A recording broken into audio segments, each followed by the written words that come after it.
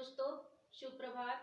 जैसा कि अधिकतर परीक्षा में पूछा जाने वाला प्रश्न है, कबीर समाज सुधारक और कवि दोनों थे, इस कथन की समीक्षा कीजिए। पिछले वीडियो में हमने कबीर के काव्य को 3 भागों में विभाजित किया: उपदेश, स्वानुभूति, प्रताड़ना या सच्चाई। उपदेश से संबंधित हमने आपको बताया था। अब हम इस वीडियो में स्वानुभूति, प्रताड़ना या सच्चाई के बारे में आपको बता रहे हैं।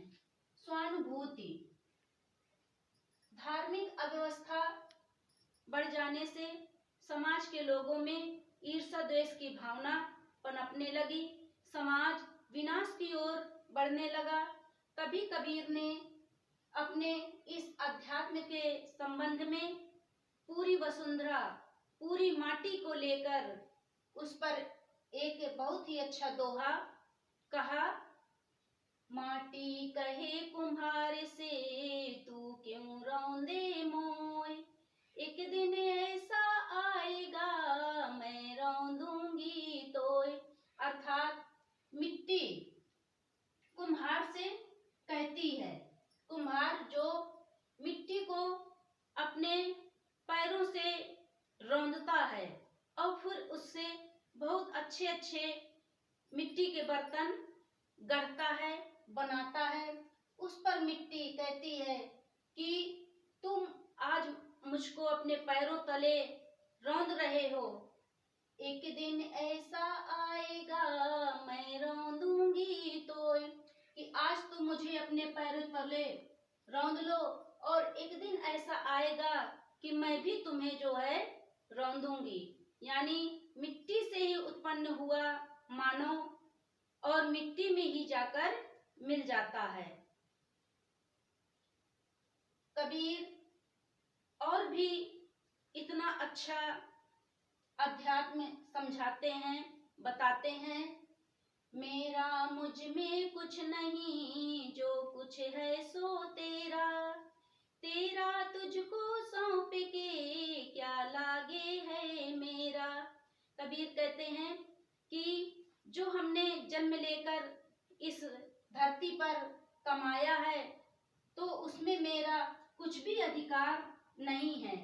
जो कुछ मुझे ईश्वर की प्राप्ति से मिला हुआ है, मैं उसको भी या सौंप देता हूँ, क्योंकि उस पर भी मेरा अधिकार नहीं है।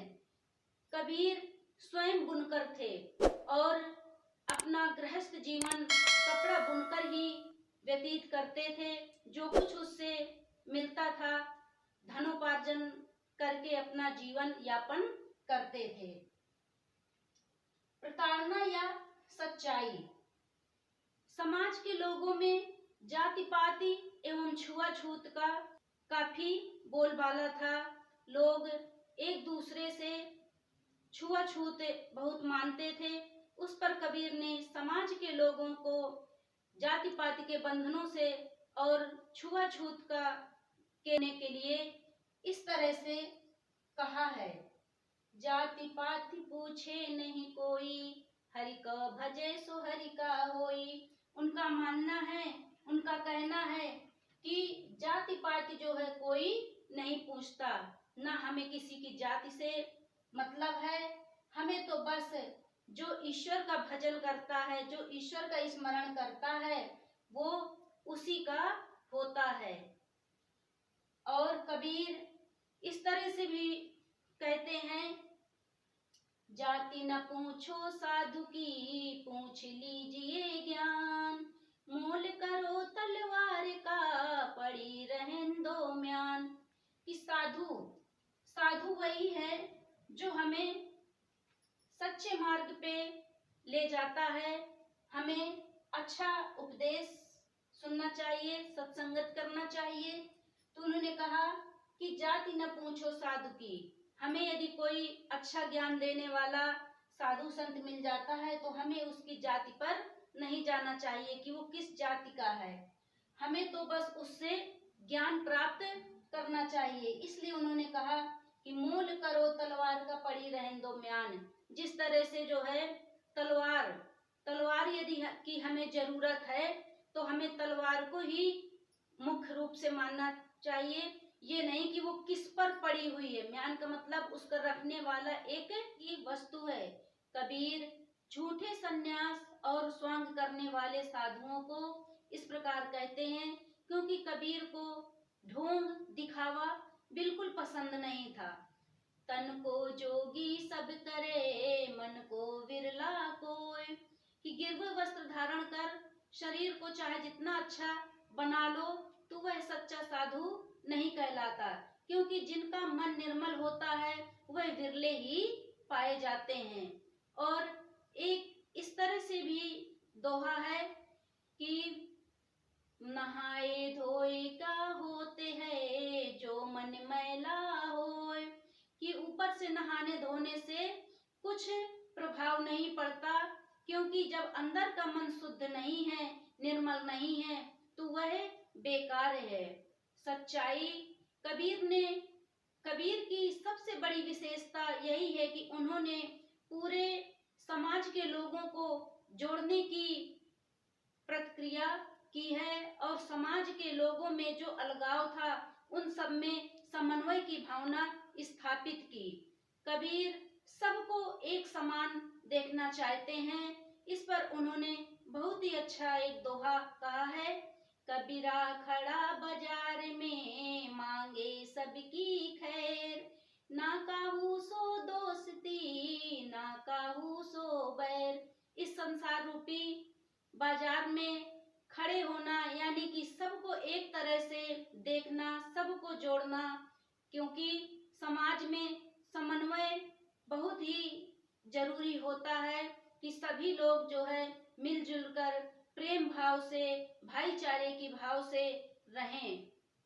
कबीर के काव्य की सबसे बड़ी विशेषता यही है कि उनका आत्मविश्वास, दृढ़ और सरलता एवं सच्चाई उनके जीवन की ही सच्ची अनुभूति है, क्योंकि उनका काव्य ही उनकी छाया है। उनके काव्य में कबीर का व्यक्तित्व बोलता है, इसलिए उनकी कविता बहुत ही अच्छी बन पड़ी है। कबीर हिंदी साहित्य के बड़े ही उच्च कोटि के कवि माने गए हैं। इस प्रकार कबीर के काव्य में भक्ति, ज्ञान और कर्म की त्रिवेणी प्रवाहित होती है। कबीर बुनकर थे, अपना गृहस्थ जीवन उसी से चलाते थे, इसलिए उन्होंने कर्मशील व्यक्ति को बहुत ही मुख्य माना है और उन्होंने इस प्रकार से संबोधित भी किया है। काल करे सो आज करे, आज करे सो अबे, पल में परलय होएगी बहुरी करे गो कबे।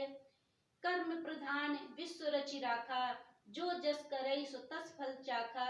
इस पर तुलसीदास जी ने भी कहा हुआ है।